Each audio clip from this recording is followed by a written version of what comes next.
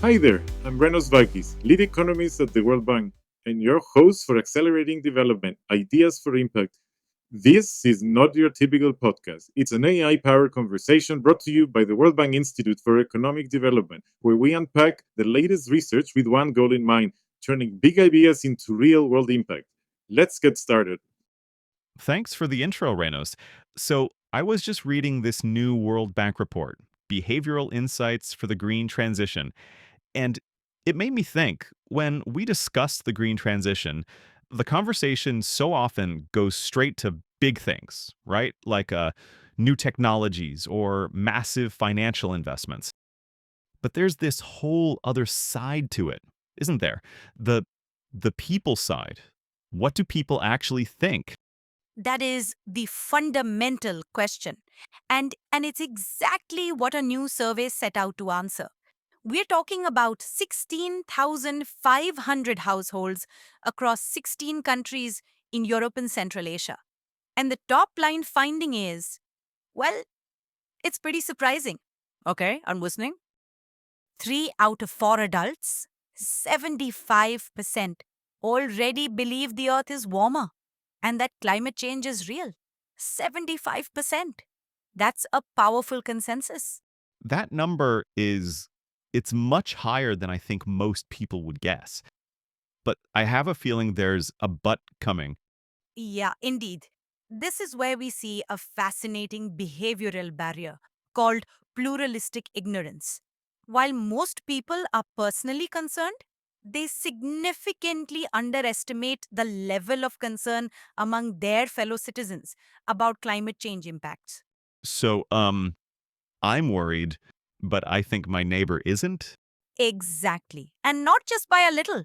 In countries like Turkey, Kosovo, and Moldova, people underestimate the level of concern among their peers by over 30 percentage points. It creates this strange silence where a concerned majority starts to act like a silent, isolated minority. That makes sense. It's a social friction. If you think you're alone, you're less likely to speak up or demand action. So, how does that play out when it comes to actual government policy? It creates a very clear pattern. People overwhelmingly prefer carrots over sticks. When you ask about policies that provide incentives or improve access to green technologies, the support is sky high. We're talking 75 to 95%. Okay, so people want help to do the right thing. That seems logical. What about the sticks, like taxes? That's where support just falls off a cliff. For taxes on polluting technologies, it drops to around 50% in many places. People are much more supportive of outright bans than they are of new taxes. And is there a reason for that divide? Why the love for incentives, but the dislike for taxes? The data points to a really interesting psychological driver.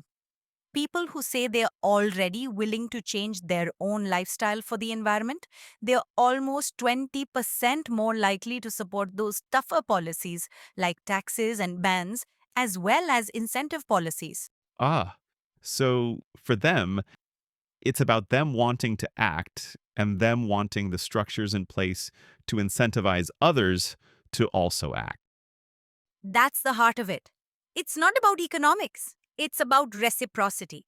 For the uncommitted, a tax is just a punishment. For the committed, it's a tool to level the playing field. Okay, so let's bring this down to the ground level.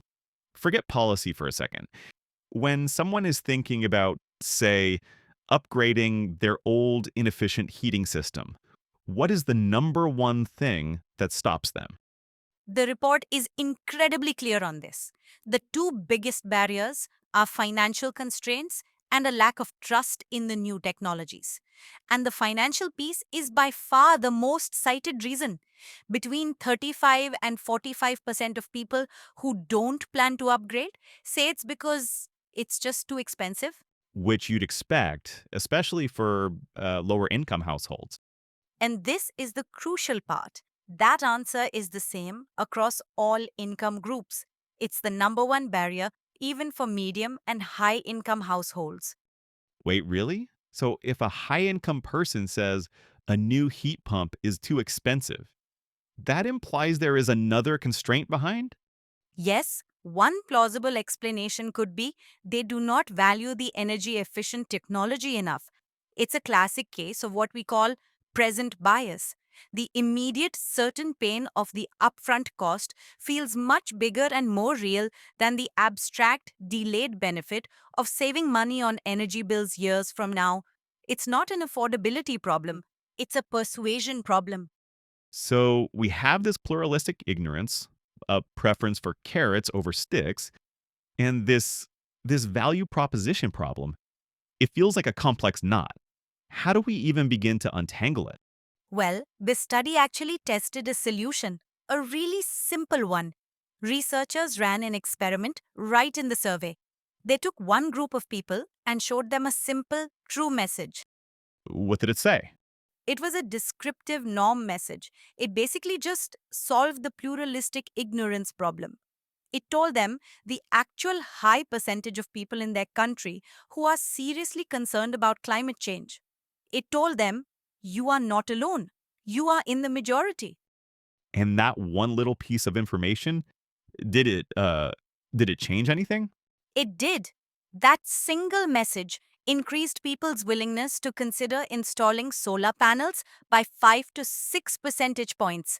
It boosted their willingness to upgrade their heating system by 4 percentage points. It's not a silver bullet, but it's a significant, low cost way to get the ball rolling. Wow. So the first step isn't necessarily a subsidy or a new law. The first step is just to hold up a mirror to show people that their concerns are normal, that they are shared. It's the foundation. By correcting that social misperception, you create a space where people feel more empowered to act, and you build the very sense of shared effort that makes better policies more acceptable. It all starts with showing people they're already on the same team. That's all for now. Over to you, Renos. Thank you for joining us. You can find the full report on our website. Just follow the link in the description. Be sure to subscribe to be the first to know about upcoming episodes. And before you go, how do you plan to put what you learn into practice? And what topics you'd like us to explore next? We'd love to know. Until then, goodbye.